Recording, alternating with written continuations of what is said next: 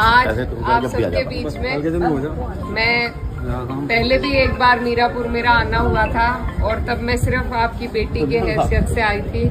आज आप सबकी दुआओं के बदौलत एक पार्लियामेंटेरियन के हैसियत से भी आपके बीच में आई हूँ।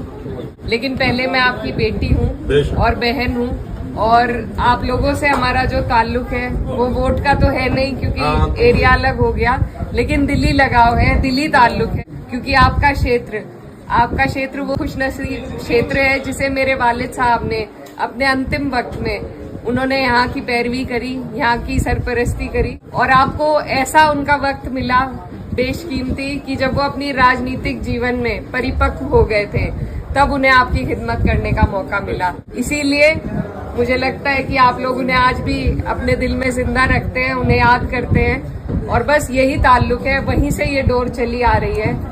और मेरी बस आप सबसे यही गुजारिश है कि इस प्यार को आपने जितनी दुआओं से मुझे नवाजा है इसको इसी तरीके से बरकरार कर रखे, क्योंकि वोट तो आप नहीं डाल सकते लेकिन आपकी जो दुआओं हैं उसी का असर रहा कि इतना मुश्किल चुनाव हम जीत पाए।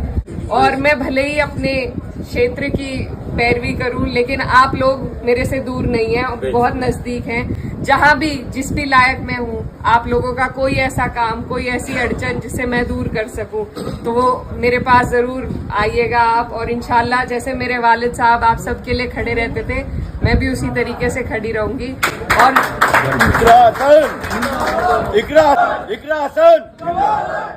और जिस तरीके से संसद में मैं अपने क्षेत्र की आवाज उठाती हूँ, आप लोग भी दूर नहीं है। मैं कोशिश करूंगी कि मेरी जो लड़ाई है, मेरी जो आवाज है उसमें आपका भी हिस्सा रहे, आपके लिए भी मैं आवाज उठा सकूं।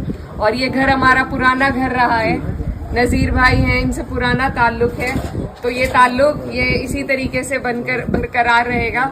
और क्योंकि राजनीतिक प्रोग्राम तो नहीं है पर फिर भी ये कहना चाहती हूँ कि जिस तरीके से इस चुनाव में हम लोगों को सफलता मिली, पार्टी को सफलता मिली, तो अब बस सभी में जोश है और बस कोशिश यही करनी है कि आने वाली 27 में सरकार को आपको और हमें मिलकर बदलना है। क्योंकि जब तक सरकार नहीं बदली जाएगी तब तक आप और हम कहीं ना कहीं पिसते रहेंगे। तो इसलिए जरूरी है कि अभी से आप अपने जहन में इस बात को डाल लें कि जब मौका आएगा तो यहाँ से हमारे राष्ट्रीय अध्यक्ष अखिलेश यादव जी के हाथों को आपको मजबूत करना है। और सरकार 10 साल से हम झेल रहे हैं, अब की बार मेहनत करके बिना किसी उसके सबको एकजुट होकर उसे बदल के दिखाना है, अपनी सरकार बनानी है। 27 के लिए आप लोग अभी से मेहनत में जुट जाइए। और उससे पहले ही आपके यहाँ उपचुनाव भी है, तो जिस तरीके से हमारी पार्टी की सीटें आई हैं उसी तरीके से अब जो जिन सीटों पर उपचुनाव होगा, मेरी आप लोगों से गुजारिश है कि आप अपनी तरफ से